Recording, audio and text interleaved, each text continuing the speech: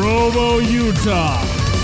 This is the Ultimate Final Fantasy Podcast with your hosts, Joseph DeGolier and Caleb Schweiss. This is Ultima Final Fantasy.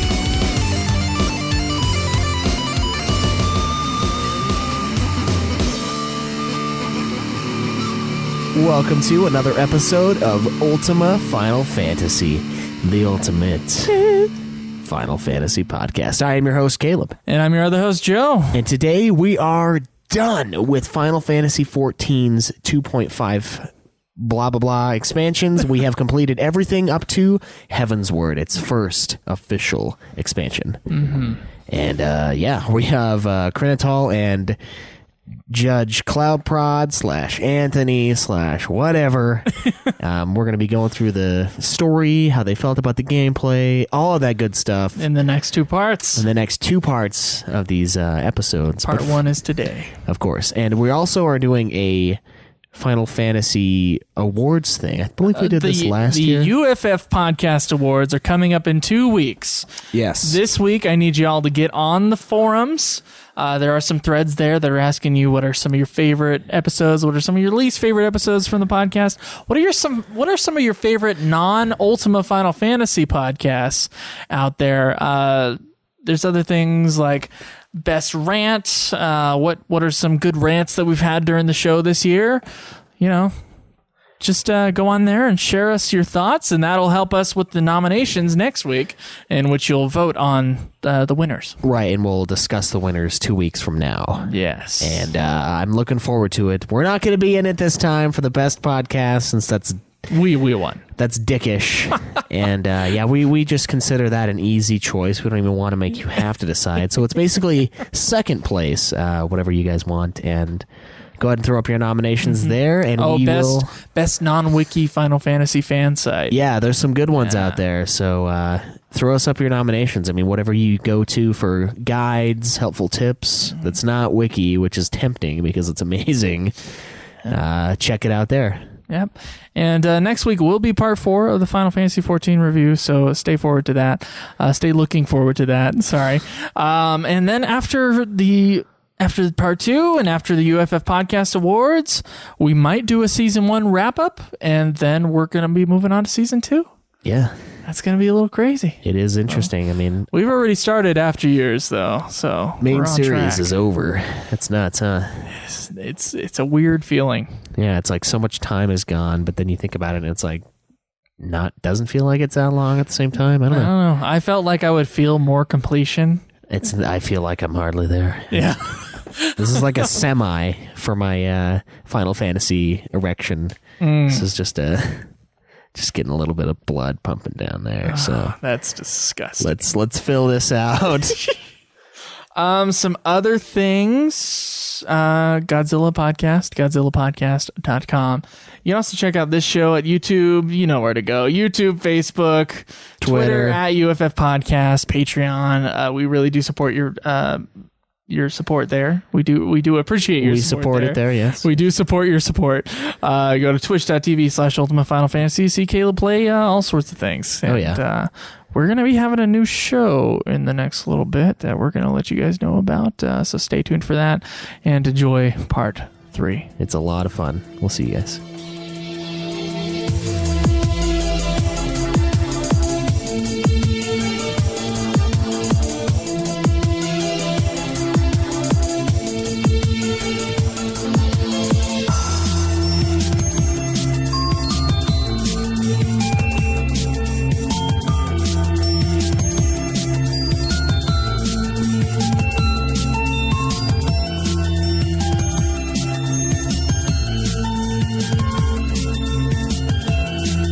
Okay, so Final Fantasy XIV, A Realm Reborn ends with basically you defeating the Garlean Empire, everyone's celebrating, it's all happy, and then of course the text comes across the screen or someone says like, there's still much work to do.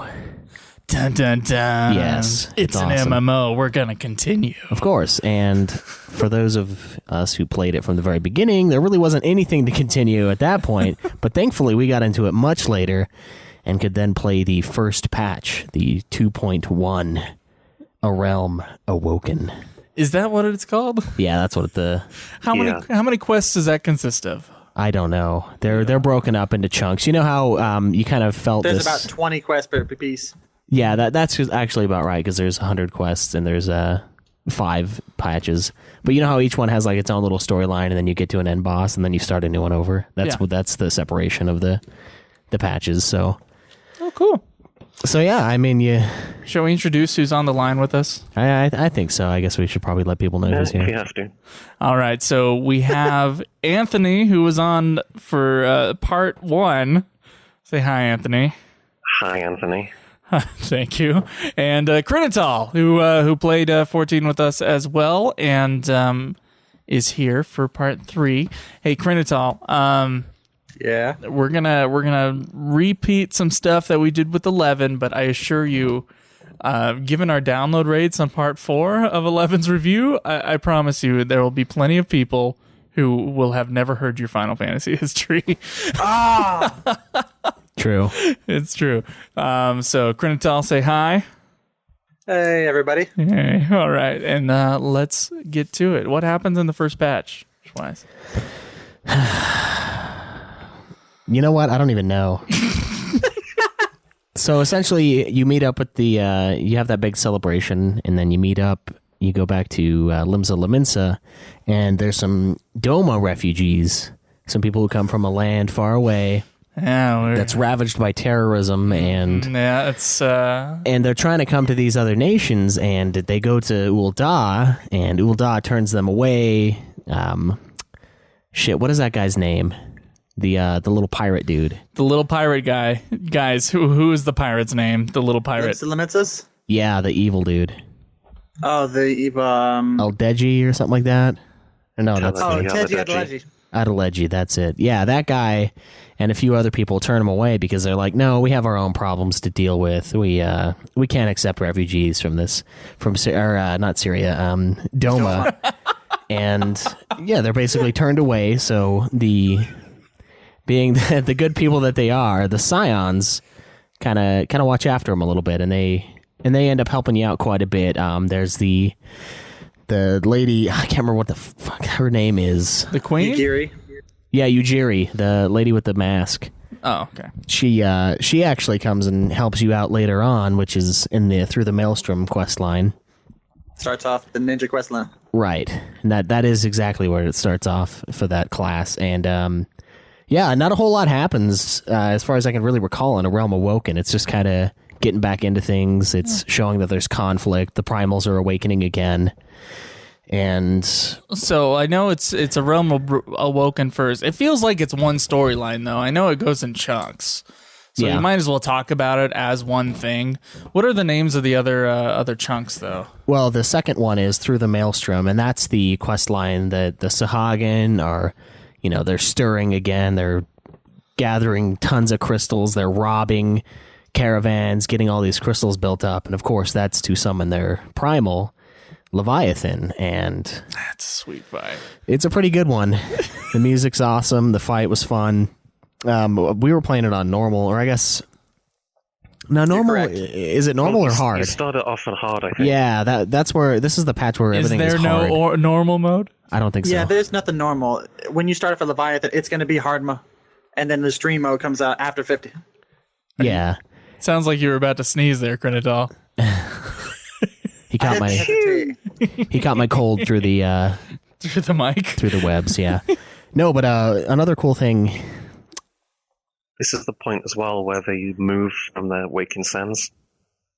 Yes, they move headquarters because they feel like the Scions of the Seventh Dawn, your little troop of do-gooders, moves headquarters because they feel like having a headquarters in Ul'dah is sort of not right because they're supposed to be a neutral force in the kingdoms, and they're not safe. Doesn't really show neutrality, and they're not safe as well. So they move to, what is it, Mordana? Yeah, it's Mordana. Mordona, and it was also a big issue about how there wasn't an aetherite anywhere near them. Oh yeah, that's a big issue for me too, because I don't like. You could take the boat from Limsa. No. Limsa Yeah, the boat from Limsa Lominsa is actually faster. Oh, is it? It's because it drops you faster like right than outside. Then teleporting and then walking. Yeah, I teleported and walked every time. the entire time when going to the Waking Sands. And that's why I hated it. So I agreed when they said that in the story when they're like, "Oh, there's not an aetheryte nearby." I'm like, "Yeah, I know. I hate it. Let's get out of this shithole. I'm sick of having to walk." I had a funny moment when we were in the new area, the Rising Sands. Is that what it is? Stones. Rising Stones. Sorry. When that was moved, and I had forgotten where it was completely, like had forgotten it was in Mordana and everything like that. And then I got to Mordana, and I was like, "Where the heck is it?" Like, it doesn't say on the quest line. So I was asking people on the party chat, and it was Steve and Bill Mardigan, right? Yeah. And I was like, "Guys, where's the headquarters at?" And they're like, "It's the door facing the aetheryte." Guys, there are 5 doors facing that aetheryte.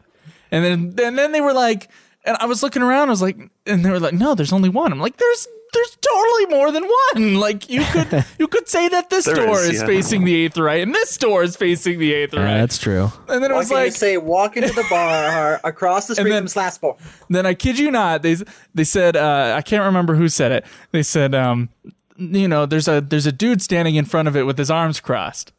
There are 4 doors in that town with a dude standing in front of it with their arms crossed, and I think 2 of them are still facing the aetheryte. Yeah. One of them you can't actually access, though. Yeah, I know. I was able to find it, but that was just a ridiculous, like, hey, every single door looks the same. True. How about you try to... I think I jumped online at that point in the middle of you guys, like, going back and forth, and they're like, Caleb, go to Mordana and go into the stones. And I just like walked in and I'm like, yeah, that's where it's at. I just remembered. I don't know. That might have been one of the points where you got a little bit ahead of me though. And I was kind of just playing in succession to catch up. So I was used to going into that building. I don't know, but it's all a blur now. We had to go through this. I thought it was going to be a quick deal going through these patches from 2.0 to 2.55, and I was wrong. It's yeah. I didn't think it was going to be. Those 20 quests sometimes take ages. Yeah, they're long. Yeah, especially the 5th chunk of them. That was a lot of cutscenes. It was really solid though. But anyway, yeah. So the Sahagin are, they're summoning their primal Leviathan. You fight Leviathan. You see Merlweb, whatever the hell her name is. The Merlweb, Merlweb, yeah. Yeah, the leader of Limsa. Her guns are amazing in that fight. She just blasts things.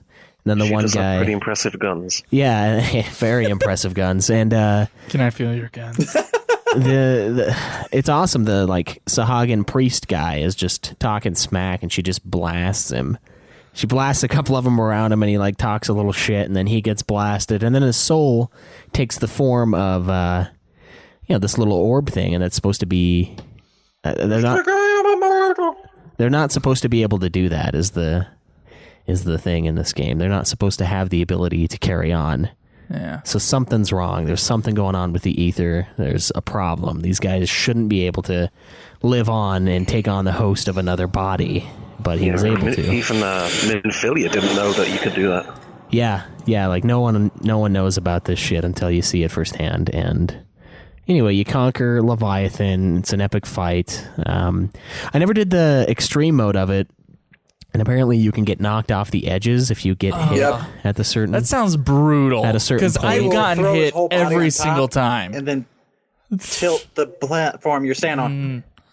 It's like, yeah, I've gotten hit so many times to the edge, because it just does that in the fight. And, you have to, like, figure out where you are and then start fighting him again after that. But, like, the extreme I mode were is imagining, also like, if I were in the extreme mode and he did that and I fell off, I guess I'm fucked. Like, there's no going back. So I haven't tried it yet. That's even worse because there are some 4 spheres that are on the platform. They cause hysteria, and for 10 seconds you're walking in random directions. Oh wow! No control. Are you hysterical though? I mean, no, there's no sound. Oh, it's just the sound of silence. The sound. Is that what you're referencing? Yeah. Okay, that's what I figured. So, I mean, essentially after that, that's the final mission in Through the Maelstrom. Mm-hmm. And I think it's actually called Through the Maelstrom, that mission. Yeah, I think so. It might be. Yeah. And then you get the little in-game achievement for, you beat the patch. Awesome, good job, kind of a thing. And then we start the second patch of the game, Defenders of Eorzea. Now, this is the one that has Ramu in it, and he is the guardian of the sylphs, so he's their primal, so to speak, but he's kind of just their god. He's not quite the same. I don't know. I don't think the sylphs had to gather crystals. Do they? Okay. Yeah. So I don't it remember is that their part. primal. So he is, yeah. He's not an evil guy, though. Unlike all these other ones, he's actually pretty cool. His And beard is huge. Yeah, his beard is awesome. His beard is gigantic, and you know what? I think he's the second best Ramu in the series. Yeah, which one do you think is the best? 15? 15 demo Ramu. You'll never. Hey, that's getting ahead of ourselves. I would be surprised if they took that and they like shrunk down the summon in 15. Yeah, that'd be nuts. That'd be wrong. Yeah, no, he's pretty sweet, and I guess they did summon him with crystals, but he's got a different feel to him. He's not quite as evil. He's not like, hey, now it's time to kill. It's more of a, you know what, I want you to test your power against me in, Mortal Kombat. Mm-hmm. And, you fight him, and... Then you move on to Shiva, right? Yeah, Shiva's in this patch too. Yeah, the next part is... That's the Lady Iceheart kind of stuff. But yeah, this is when you do move on to Shiva. And I mean, in this time, there's also the Crystal Braves get formed shortly after this, which is basically the standing army that Alphanod wanted to, bring order to the realm. Protect Eorzea. Yeah, and it's basically it's kind of weird. At first I was like, I don't know about this. This is exactly what I thought when they made it. I'm like, this seems kind of like the Scions have a lot of power all of a sudden. Like, we're not a nation, but we're going to have our own army and just do other stuff. And this is when, this is when I started thinking about corruption and like perhaps Game of Thrones. We did say that Game of Thrones has a little bit of a vibe in this game. You did say that, and you were very much accurate. I'm with not that. sure up to 2.0, but past 2.0, that's definitely the case. Yes, and It this gets is very political in it does, this part. and it gets awesome. Yeah. So, I mean, so after they create that army, you start investigating this Lady Iceheart, is what they call her, and she's killing all these people, stealing crystals again, always with the crystal hunting, but that's how these Final Fantasies work. And her objective is to summon Saint Shiva. And I don't know, I remember I think it was you, Krinital, you were saying that you really liked Lady Iceheart's storyline. I think somebody was saying that they really did. And she was kind of cool. Yeah, she was a pretty famous character. She is the person who's supposed to be the incarnation of Lady Iceheart. And she's supposed to free the Dragonians because she was... I'll try to remember what this was. She has the memories of Lady Iceheart. She was friends with the Dragonians, which are the dragons in Ishgard. All right. And she's basically trying to stop Ishgard from killing the dragon. Dude, you're sounding like so weird over here. It's like you're trying to sneeze. This weird echo is killing me. It's like you're a South Park character to me. Sounds awesome. I don't know how to explain it. I guess you'll just hear it. I know, I can hear it through the mic. It's funny because like as soon as I hear it, and then I have to stop for the echo to go through. Echo. Oh, is that why you're talking all weird? Yeah. Oh, okay. Yeah, it's weird, man. Just like at some point, Crane, you need to do the recording of all the intros. Welcome to Ultimate Final Fantasy. The Ultimate News. it doesn't sound right. Okay, all right. No, yeah, but Lady Iceheart, I thought she was a pretty awesome character in this game. She was evil as fuck, and killing all these people, just super cutthroat. I don't know, really, her objectives aren't really that revealed to us, but that's getting a little ahead of us. So anyway, she gives herself to Saint Shiva to create the summon. The party chases her down. We track her into this icy area, and she gives herself up to her god, or saint, I guess. And then you get the Shiva fight, which, gotta say, awesome. Yep. I really enjoyed the Shiva one. Oh, we didn't talk about Mog either. That's right. There was the Mog fight in... fuck the Mog fight. We don't have to talk Stupid about Mog. it. It's stupid. in A Realm Awoken. That's the one. That's the one that was in A Realm Awoken, was Mog. That was the first one we got to. All right.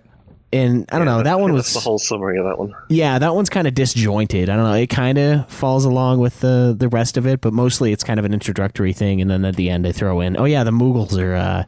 Evil. They're getting antsy. Yeah, And then there's their own these... primal. Yeah, they've got their own primal, and everyone's like, no, they don't have a primal. And then they're like, oh shit, they do. And then there's all these badass Moogles with like their axes and, warhammers and shit. And yeah, you waste them. But that fight was fucking ridiculous. That was a toughie. And anyway. The first time I did that one was like, oh, it's all really easy, really easy. And then the king comes on. And just throws the whole thing It's out of like, whack. Fuck everyone. Yeah, it's a tough one. Is that the one where you have to kill things in a certain order? Yeah, that's Yes. that one. Yes. And if everyone's not on the same page and you kill the wrong one, you'll just get instantly wiped. Yep. And that kept happening, and then people kept dropping out because they got tired of it, and yada yada. But no, with mine though, when I played it with myself and a few other of the... When you played with yourself? Yeah, when I played with myself... Final Fantasy XIV. I'm surprised Twitch didn't boot me for that, but 2 hands on the controller, Joe. yeah. Okay, No, with it, anyway, when I was doing that part, when I went through it myself, we only died, I think, once or twice. And when I went through with you, I think it was like my last thing I was going to do that night, because that's when one of the moments where I was ahead in the story. And I was like, all right, well, I'll go through and, I'll do the dungeon with you. And for some reason, like, we just could not beat this thing. It took us like 35 minutes. You remind me of pain.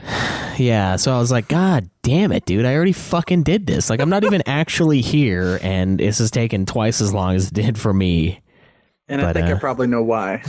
Yeah. What are you saying? What are you saying, Kryn? We did have a few Joe, people that were attacking. what was your stuff. gear when you went into that fight? It was serviceable. No, it wasn't. No, it was not. You died in 2 hits. It was the minimum level That's not. necessary I don't think there was a level to cap get into the for... fight. Yeah, there was. There's a level cap, but the mere minimum is what you're not supposed to walk into. Oh, okay. You You don't know. walk into those fights with bare minimum standards. I wasn't the only one dying. Let's be clear here. True, but you're the only one Wasn't the dying in only. 2 hits. I can't even remember the fight. I mean, let's just move past this. Let's Yeah, not dwell on going. the, Yeah, the let's pain. not- Now, was that also the same day where the 3 of Oz did it unsynced? Yeah, and then I accidentally joined it That's funny. unsynced. And that was hell. And I didn't realize you didn't get a penalty for quitting out of an unsync, so we kept trying it, and we couldn't vote to disband until we'd been in there Yeah, the 20 30-minute minutes. lockout kind of sucks. Yeah, but it doesn't exist unless you do a random. Like if it's a party of friends, then it doesn't actually lock you out. In our defense, we did kill one of them. We did, yes. We were capable of taking down one Moogle, and yeah, I felt pretty good about that. One little fur ball. Yeah, Yeah. these guys are awesome. All right. So yeah, you fight Shiva, you take her out, and that is the end of that add-on, I guess, expansion. Patch. Patch. Yeah. Patch.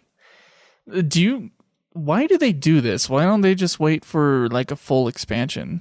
It's in between that. I understand it's in between that, but I'm wondering why they do that. Do they? Do the patches? Yeah. Do people like unsubscribe if they don't add a little bit to the story? Actually, yeah. They need Really? people to have relevant content given to them constantly. Otherwise, they lose interest. And if they lose interest, they lose subscribers. If they lose subscribers, they lose money. Yeah, and it's So you have not. to keep adding stuff over a few months Okay. to keep throwing the game up so people will keep getting interested and keep coming back for more. Okay. Yeah, that's a big part of it. And then also, you got to remember during these patches, this is when they're throwing in the new stuff like the daily roulettes that didn't exist until 2.1. That's when they finally made Yeah. that a Really? thing. And then the hard modes for dungeons, the that extra quest line that we didn't even touch. What is it called? The Hildebrand? Yeah. Oh, you didn't do Hildebrand? No, we didn't.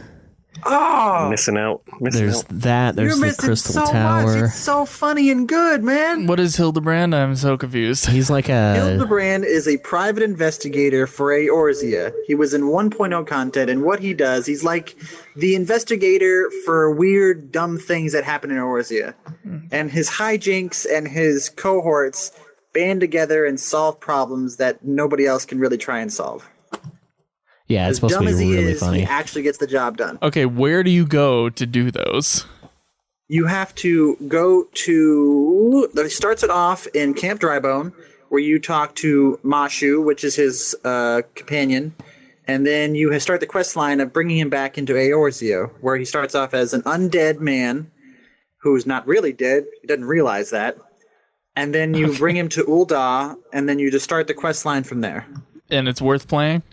Yes. Oh, yeah. We'll see about it. We'll see. Yeah, we'll have plenty of stuff to do. I mean, one nice thing about when we go into Heavensward is we can have a little bit more time to do extra stuff because, we're up to snuff. We're at the level we need to be for Heavensward. Plus, Heavensward chucks XP at you from the look of the main storyline. Plus, and I'm level their 54. 100 quests will throw XP the whole way.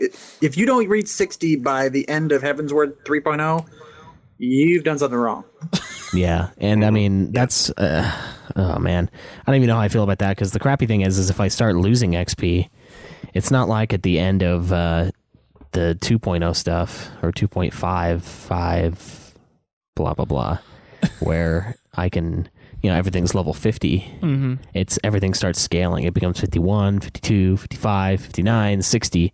So I can't even come in with my white mage because they're not all level 50 quests. Right. I'd have to have my white mage up to like 56 if I want to do it, or 57. So if I cap out with my black mage, I'm hoping to have another class that I can kind of throw in so I don't lose the experience points within Heavensward. Once you hit 50 in the storyline and then you start everything becomes horizontal, where everything's item levels instead of just levels. Yeah. Yeah, my item level's pretty awesome, but it's not as great as it could be, obviously. Yeah. But I think I think mine's like 117, something like that. 118. So how do we get to Midgard-Sormr? This is all kind of a blur to me once again. Guys, I played through this stuff so fast. It was nuts. Like I thought the 2 weeks was going to be enough, and it just was not. Yeah. It was rough. Well, I don't suggest to anyone to rush through this stuff, because otherwise it's just going to be cutscene after cutscene after cutscene after cutscene. Well, their eyes are going to glaze over. People have to, though. I mean, you have to complete this to play Heavensward. You can't just play this is a story-driven game. You need the dialogue and the cutscenes to explain everything to you. I guess. I don't know. There seems to be a ton of exposition in these cutscenes that I'm not really a big fan of. I wish they would just be a little shorter. Yeah, there's before that, after you take on Saint Shiva, you meet up with Moon Brita, which is a giant chick with a weird regular side of hair. Yeah, that's right. And then she's got I hate her the hair. cornrow. I on hate one her side. hair so much. It's really weird. She had two hairdressers, one on each side of her head. I guess. Yeah, and they had very different styles. Very different styles. So she's apparently a friend of what is the guy's name? Is it Orion J? Yes, it is. Yes. I called him Balthier too. Ariel Jean. But apparently they had a little something going on in the past, so she's pumped to see him. Yeah, I thought that stuff was kind of funny. And yeah, it was good. And then she's an old time friend of Ida as well, so I don't know, they meet up and it's all fun and games, and then the awesome part, and this is where the story really picks up for me, where it became actually interesting, was with the Midgard-Sormr fight. I mean, you go up to this guy and basically he tells you, he's like, all right, Ishgard is going to fall. And he says that all this shit's going to happen. The dragons are going to come. They're going to destroy. And he tells your character, he says, I will not hurt you, mortal. And then he zaps you with this beam thing. And I'm like, bullshit. That looks like Well, pain. technically he doesn't. No, I know he doesn't. He doesn't. But he strips you of Hydaelyn's or Hydaelyn. Hydaelyn.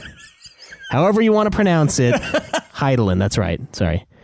Hydaelyn's gift. Takes the echo from you. Yes, you no longer have the echo because of this guy.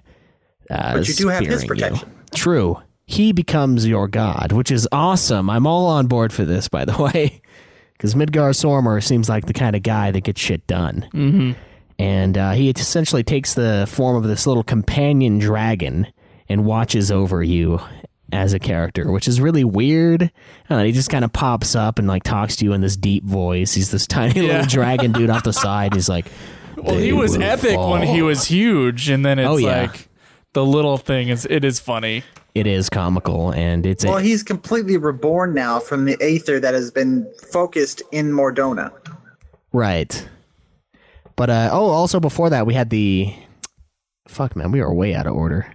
The Fafnir fight, the giant wolf. I thought that was really cool. That's that was Snowcloak, yeah. Yeah, that was before, right before Shiva. Wait, we talk about Fafnir or we talk about Fenrir? Fenrir, not Fafnir, sorry. Fenrir. Jesus, there's too many of them. But Fenrir was a sweet fight. I don't know, I've kind of always enjoyed his presence in some of the games. I know he's in 12, he's in this one.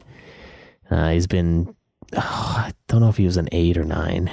He's in 9, but he was an earth god, not a snow god. That's right, yes. Yeah.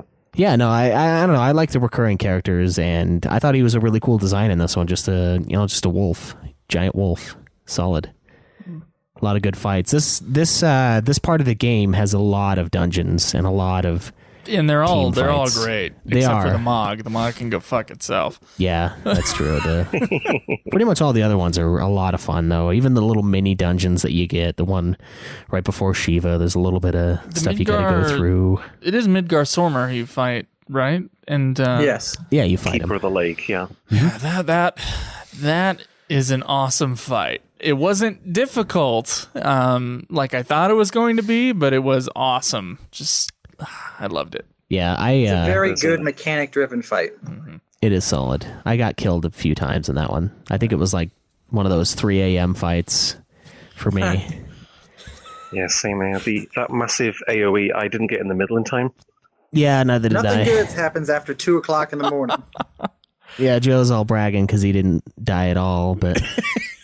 That's actually quite surprising from my point of view of how he actually got to the game. Oh, come on. Now, did you have 2 healers in there?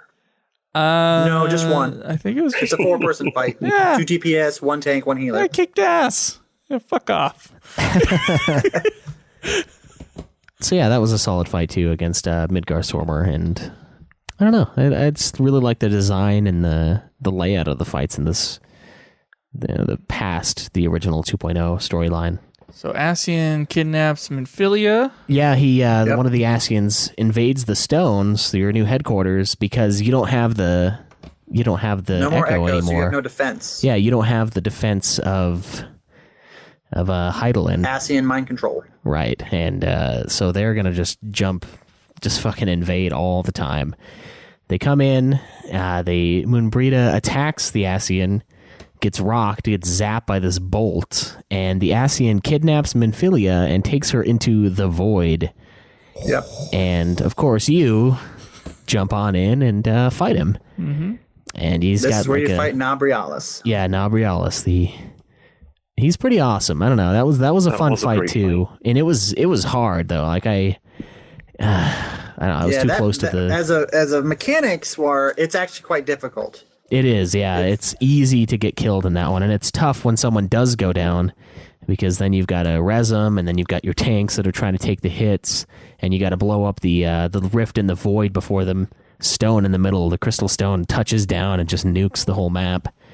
It was fun. That was a really good dungeon. You got to make sure to get the orbs, and make sure you have to alternate with the orbs. Oh yeah, there's that too. You have to go into the void. Once you're in the void, you have the meteors that come down, which have to be taken care of by the tanks, right, and be kept up with the healers, while the DPS focus directly on the shard that's supposed to be the life source of the Nabrialis guy.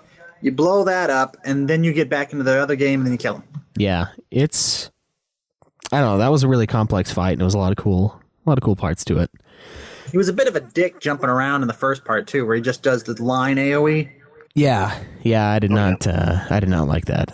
And it's always really annoying as a caster too. For when I've got when I'm switching in between my astral fires and the ice move when I'm trying to cast something real Blizzard? quick. Yeah, Blizzard 3, and then he just disappears and it interrupts my 3-second cast time, and I'm like, God damn it, man! I'm like 2.5 seconds lost just because this guy just warps. And so that adds a whole new level of crap to it. And I know in Heavensward there's even more stuff where, as a black mage, I'm gonna have to move around a lot, which is a pain in the ass.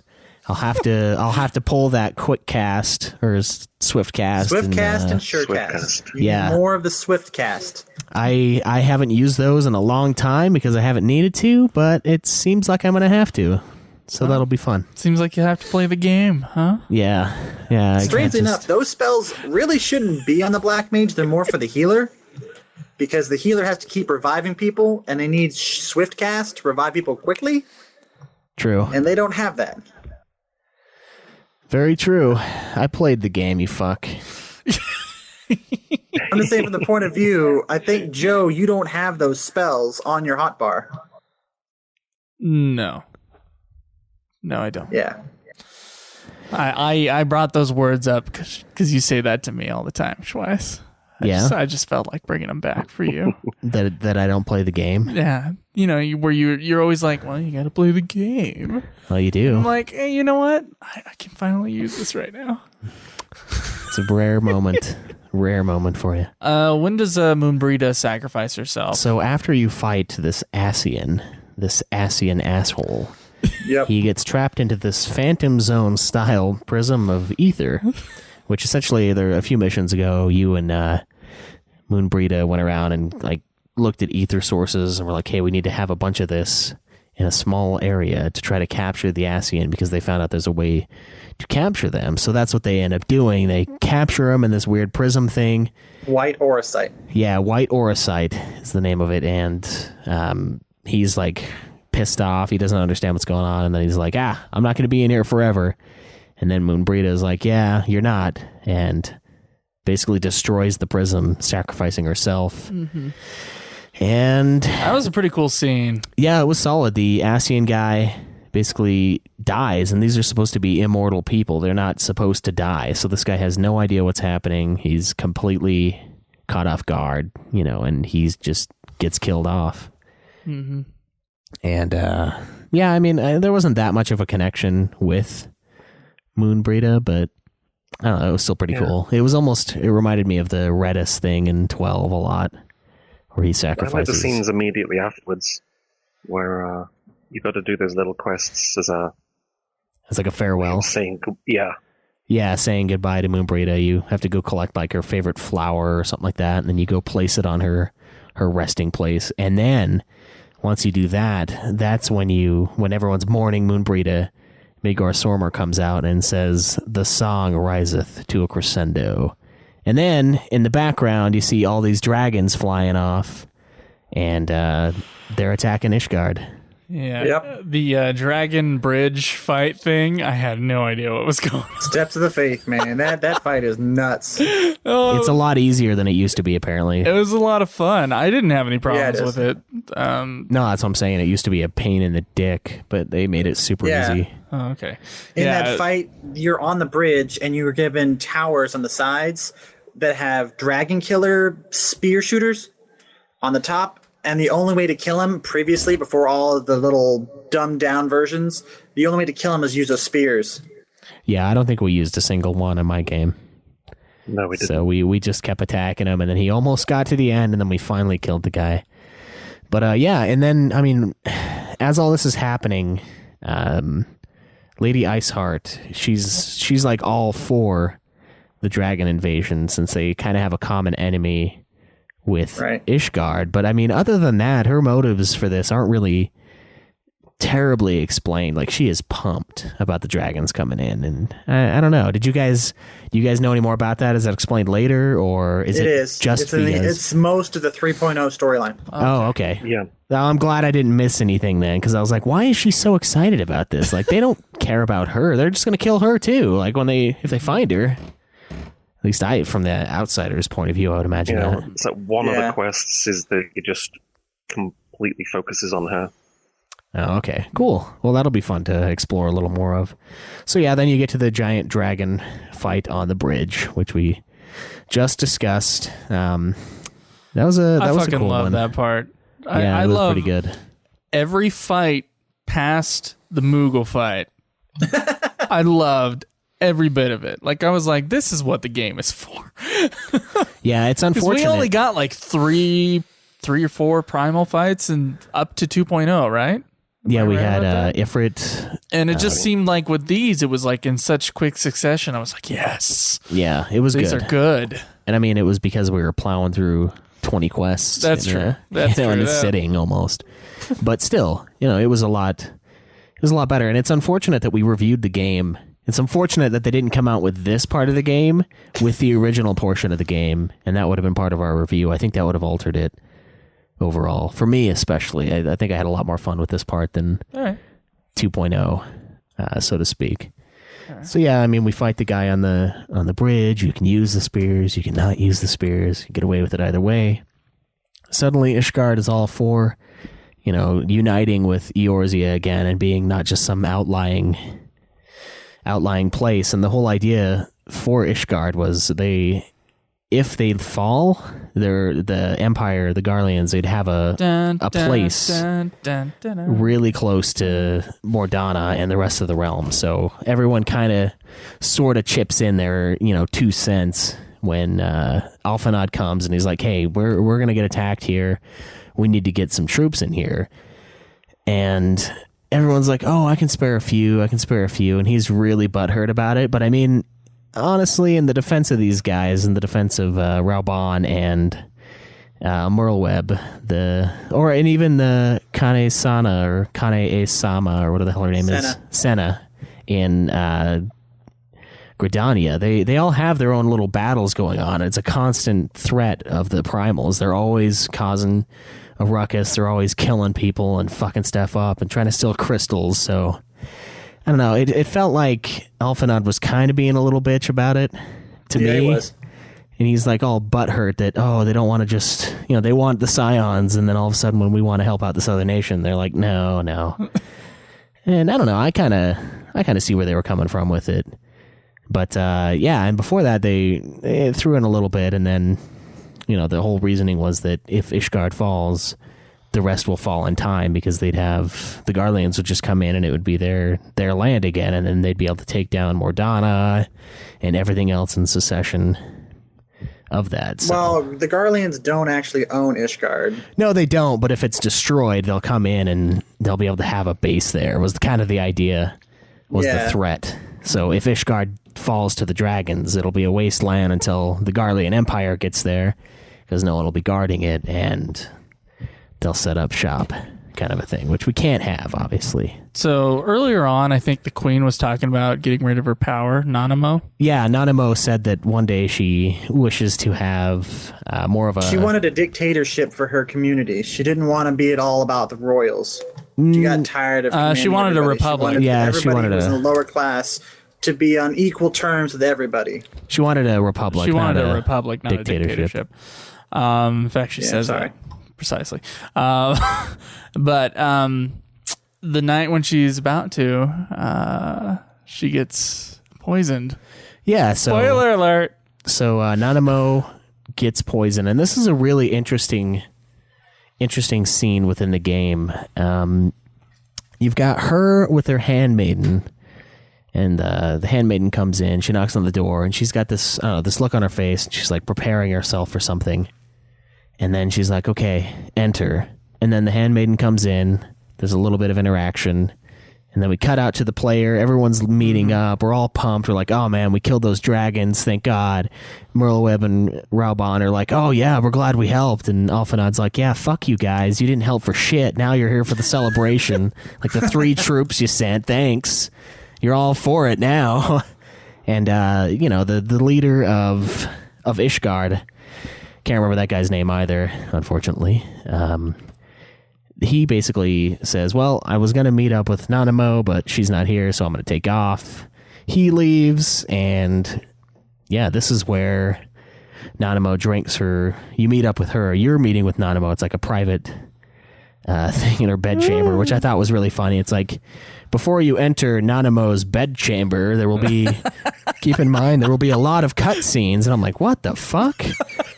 A lot of in-depth cutscenes. Yeah, like, this is creepy. I was reminded Game of of Thrones, Yeah, I was reminded of Final Fantasy II at this point, where the one that's seducing. where scene. you were getting seduced by the princess or the queen. I can't remember which one of the companies, or the kingdoms. She's like, come here. I have something for you. It's like in a room, and you're like, okay. Of course. Yes, please. I wonder if that scene would be a little bit less awkward if you were a Lalafell. Yeah. Probably. I mean, I'd be like, what the fuck? It's still awkward. I know as a rogue AD, I'm like... It's awkward for the player. I'm not going to fit in her bedchamber. Yeah, like, you will break in half. You will just be split, rent asunder. If this happens, I'm going to have to decline. No, but you go in there and you're meeting up with her, and she's like, oh, I think this is the first step. After tonight, I'm going to announce that I'm going to step down, and we're going to have a Congress, a republic set up. And then she drinks her wine, and she dies. She starts choking. She freaks out, falls to the ground. You're like, holy shit. And then... yeah, it's one of those don't drink it moments. Yeah. And it was pretty obvious that it was going to happen. And then the little dude, the little evil bastard that refused the refugees earlier. Talegi Adelegi, the most... Call him the pirate dwarf. Yeah, the most fucked up name to ever utter. Comes in, sees her dead, freaks out, basically has you arrested, which I thought was weird. Says, you were the only one there, so it must have been you. It was you. Yeah. Accuses you of regicide at this point and has you arrested. And which if I were him, I would have been. Yeah, I would have just melted those guards. I'm like, just kill the dude. Yeah, I'll put 2 of you to sleep, and I'll kill the other 2 viciously. I'm level 50, bitch. Yeah, how much grinding have you done?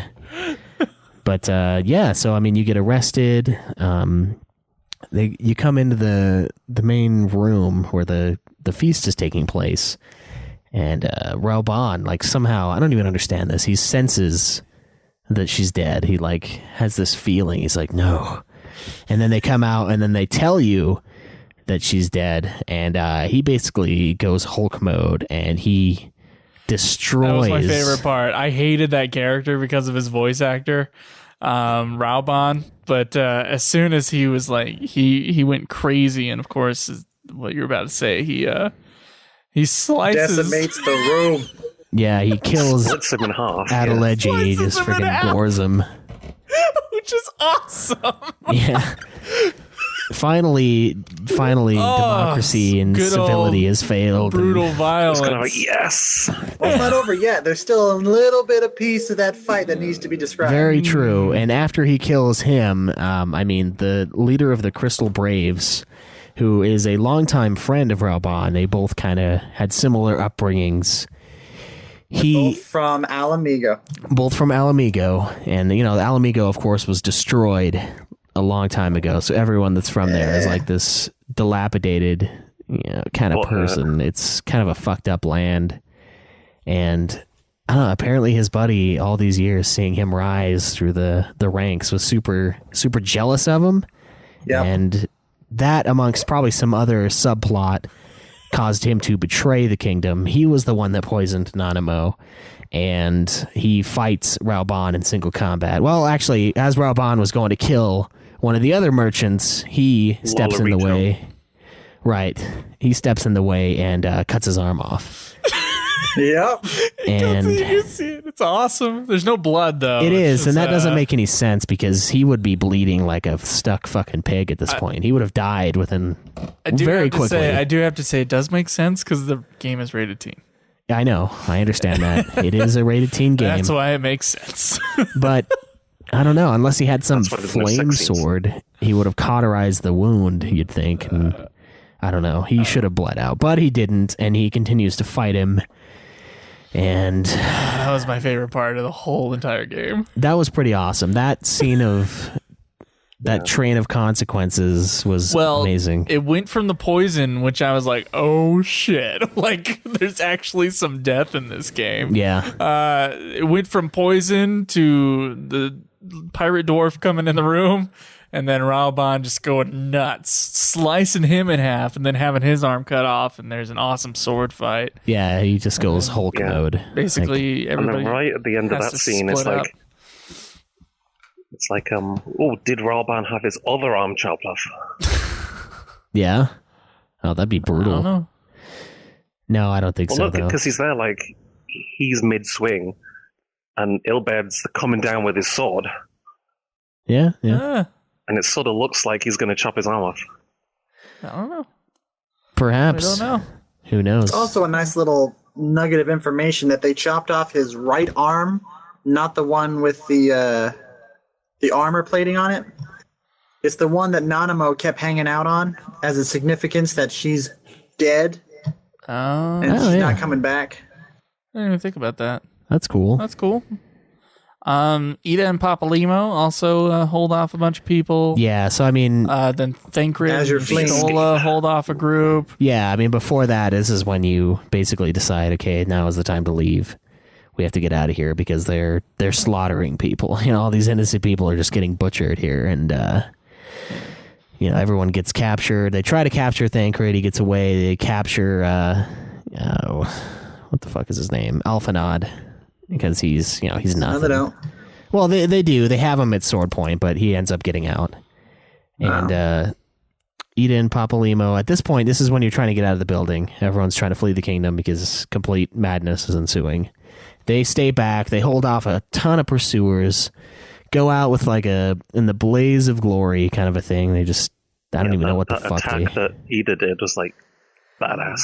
Yeah, it was really, really sweet. Shitload of damage. And essentially they're just engulfed with light. And I'm like, okay, well, they're dead. And then we go down and you get into the waterways, like the sewer areas, and they're trying to escape. And then you hear a bunch of other people catching up on you. And this is when Y'shtola and Thancred decide to stay behind because the two most important people that are left are you as the warrior of light, or at least you were, and Minfilia. Minfilia. Yeah, those are the only two left other than Y'shtola and Thancred. So they stay behind, hold off a group, also summon some god tier attack, blast everybody, including themselves. Mm-hmm. And then Minfilia finally stays behind and just tells you that you're the most important person ever. It tells you to get out, and you do. God knows what happens to Minfilia. And you meet up with Alphanod and... awesomely enough, the carriage driver from the very beginning of the game. Yeah, I thought Yep. this Yeah. was interesting. I'm like, why isn't this just the end of 2.0? Like, all this whole section, like, it would make sense from a dramatic standpoint Yeah, to end it at the same to point. end it right there where he's It in would. the carriage and he's leaving. So I'm like, I'm surprised that this was something that they tacked on at the end, since it felt so natural to be there, especially in the carriage scene. I think like cemented that. Yeah, it did. I mean, technically, this is the end of all of the 2 point blah, blah, blah. Every bit of 2.0 is over at this point. Every bit of 2 point blah blah blah. Yeah, so 2.1, 2, 3, 4, 5. This is the end of 2.0 kind of a thing. But it is kind of disjointed if you look at it from a perspective of I've started playing the game when 2.0 came out. Now I get 2.1, got 20 more missions, done. 2.2, 20 more missions, done. And at that rate, you're waiting a long time until you finally see the carriage guy again, and you're like, what the fuck? You might not even remember it. Fuck are No, you? you'd remember it. Yeah, but you think you would? I think somebody on the chat on Twitch said they didn't even remember who that was. You know what I mean? Yeah, it was Anthony. Had a feeling it was, but I didn't want to be like, oh, Anthony, I forgot. Like, who the fuck is this guy? Yeah, I remembered. You started after us, dude. Come on. So what's the very end? What's the cap on this whole thing? Essentially, Alphanod is devastated because he thought he was this grand schemer. He thought he had everything planned out, was ready. Yeah. He was the little finger of the game, and then suddenly he's not, and everyone dies. All these people get screwed over. They lose their base. They lose all their members. And he was basically butthurt because he didn't have his Crystal Braves. Yeah, he was pretty butthurt about the Crystal Braves thing too, and which I understand because now they're just a vagabond army run by God knows whoever wanted the queen to die. Of course, I kind of have some theories on that as well. I haven't looked into any of it, but and then he basically says, well, we got to start rebuilding, and then the dragon people they let you stay. I don't know, it's pretty cool. They allow you to set up your base. They meet up at Fort Dragonhead. Yeah, Dragonhead. And they meet up with Hoshafont. Yep, and let him stay there. And in return for them defending his kingdom from the dragons, essentially, they're like, well, we know you guys aren't evil. I mean, you're the warrior of light, and you guys helped us out, albeit not very much, but you did get help for us, so you can set up here. We'll make sure no word gets out of you being here. It doesn't really... We'll see about that. Yeah, I'm sure it will eventually, because honestly, if you think about it, where else would they go at this point? I know it could be any of the other nations, actually. Except Ul'dah, obviously, but I don't know. Spoilers. And then you get to stay. And that's where your new base is. And then the very next quest, everyone's voice is wrong, so... Interesting stuff. I didn't click on it. I said, I will not touch Heavensward. I will not. And so we'll be back in a few months to talk about Heavensward. What do you guys think? We'll start with you, Anthony, since you were here for our first segment on the story. Sure. Do you think that the story improves with up to 2.55? Do you think it should be required for a single-player Final Fantasy player going through the main series, or what do you think? What do you think it adds to it? I definitely say so. Wow, it's deep. I know, sorry, I'm a little bit... Getting emotional over how beautiful it was? Did you like up to 2.55? Oh, definitely. Comparing it to just the first segment of the game, it's massively different. You don't feel as though you're part of an introduction anymore. Mm. The whole tutorial phase is gone. Yeah. Roxa was the storyline. Roxa was the one that always said that everything leading up to 2.2 or 2.1 was just training wheels for the rest of the game. It sounds like you're kind of saying the same thing. Well, it's like you've learned all these skills, and now you're applying those skills to help you get through the storyline. Okay. All right. Krinital, what do you think of up to 2.55? What do you think of the story overall for Final Fantasy XIV pre-Heavensward? Pre-Heavensward, I enjoyed the story very much. There was so many things about that story that had ups and downs and lefts and rights, and there were dumb parts and there were fun parts, and I enjoyed every bit of it. Okay. As a whole, I liked it if they would made the ending of the storyline at 2.55, not at 2.0. Yeah, right. I agree. It felt like it was a much better place to end it. I don't know. What about you, Joe? I know we kind of already touched on this. Look, that ending cutscene almost made the rest of the game totally worth it. Now I do think that there is misdirection with the cutscenes. I do think they should have just made cutscenes like they did with every other Final Fantasy game before this, instead of having you click through the voice boxes every time, and thus creating kind of a disconnect for the player whenever there's a movement in a scene or anything like that. There's just a tiny bit of delay, and thus any sort of fluidity is lost with that. And I wish that was not the case with 14, and it's still the case with up to 2.55. However, that last cutscene was awesome regardless. They are high on the on the exposition, and I don't necessarily think that's necessary. Some exposition is necessary, but I don't know. Just speed up the cutscenes. Jesus Christ. Otherwise, though, like up to 2. Like, yeah, I agree. It should have just ended at 2.55. Like, I'm sure they were planning this story out. Yeah. So why not end it there? Yeah, I don't know. I guess they sort of did. They did in the end, but I thought that this was a giant step above what we played before. It was a little more interactive. There was a lot more of the dungeons, the raiding, the multiplayer experience was brought into the 2.1 and on storyline much better than I think it was just 2.0 straight up. I mean, there were only a few quests that I had to do, a few primals that I actually had to have a party of players with before. It was mostly a single-player game, which is something that Bangerm would probably complain about if he would show up to these fucking things. But that was one thing that I agreed with him on is, well, shit, it's a multiplayer game, but it's almost just as multiplayer as 13 was when I was streaming it on Twitch. You know, there were people there watching me and talking to me, and that's about it. And I feel like it did a much better job with it. Sure, there's a little bit of exposition, but most of the stuff you should kind of know what they're talking about.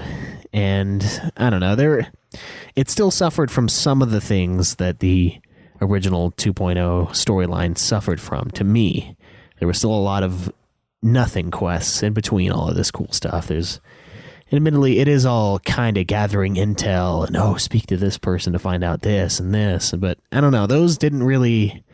It was kind of a drudge for me. Like, there was a lot of solid content in each of these patches, but to get to that content, I had to go through a lot of stuff that kind of didn't matter. Yeah, it wasn't in that the interesting, end. I guess. And it wasn't interesting. It was just, it was just the fetch quest mentality of MMOs that they can't really avoid. I mean, you have to have little quests to do. It can't just be awesome fight and then it's done, or else the patch would be, an hour.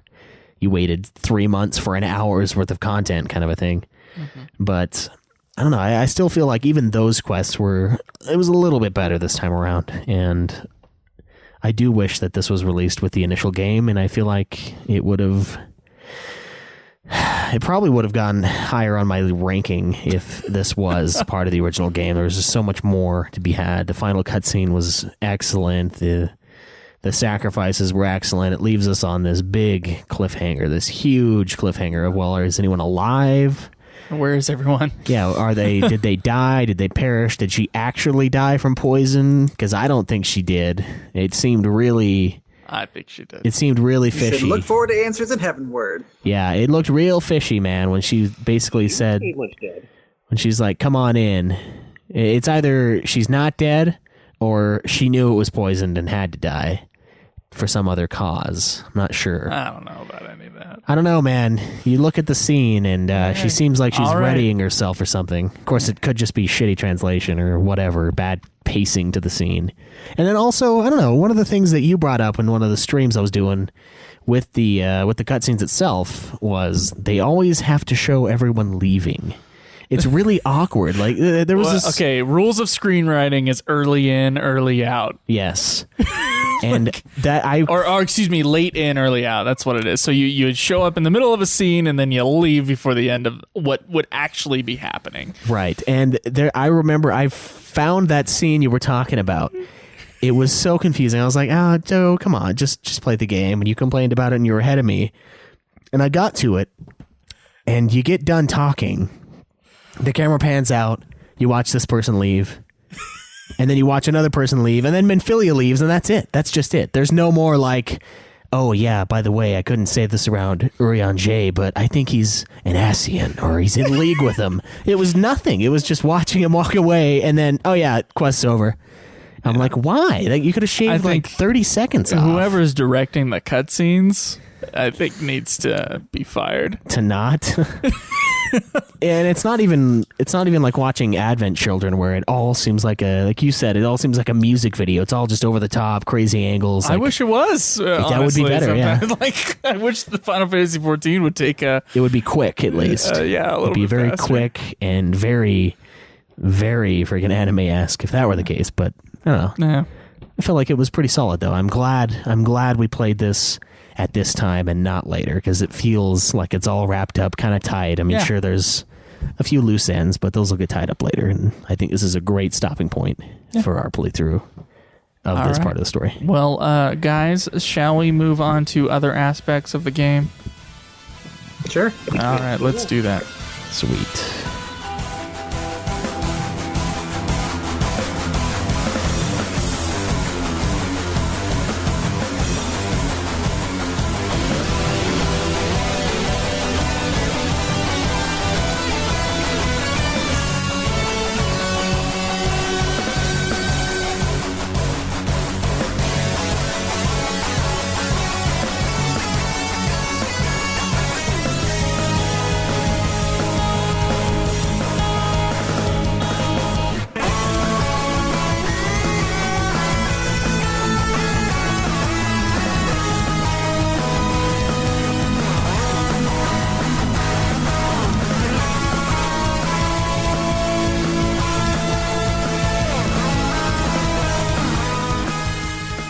All right, that was some good stuff. That was some good story. Very detailed story outline. Yeah, unfortunately for you guys, this is where part 1 ends. Part 3. 3, I guess. Part 1 of section 2 of the Final Fantasy XIV review. And, man, this game was good. But get on the forums at ultimafinalfantasy.com and give us your thoughts about nominations for the UFF Podcast Awards. And otherwise, I think go to the usual links. Yeah. And then the one we don't always forget, but if you guys want to support us without supporting us, order your stuff online through our site. We got a little Amazon link. Yeah, we do have a little Amazon link. That throws a few cents our way, and it does. It's good. Yeah. I use it. I am always nervous about using it because I'm like, oh shit, did it actually count it? Kind of thing. It counts it. So okay, sweet. Yeah. All right. Well, we'll see you guys next week. Yeah. And until then, enjoy the grind. This has been another production of Ultima Final Fantasy, the Ultimate Final Fantasy Podcast. The show was produced by Joseph DeGollier and Caleb Schweiss, with music and editing by Joseph DeGollier, parodies and clips from their respective authors, of course. You can get all of our episodes as well as our Let's Plays at ultimafinalfantasy.com. You can also contact us on Twitter at UFF Podcast, as well as our contact page on our website. Be sure to subscribe and review our podcast. Your reviews may get read on the show, and look forward to the next episode of Ultima Final Fantasy, the Ultimate Final Fantasy Podcast.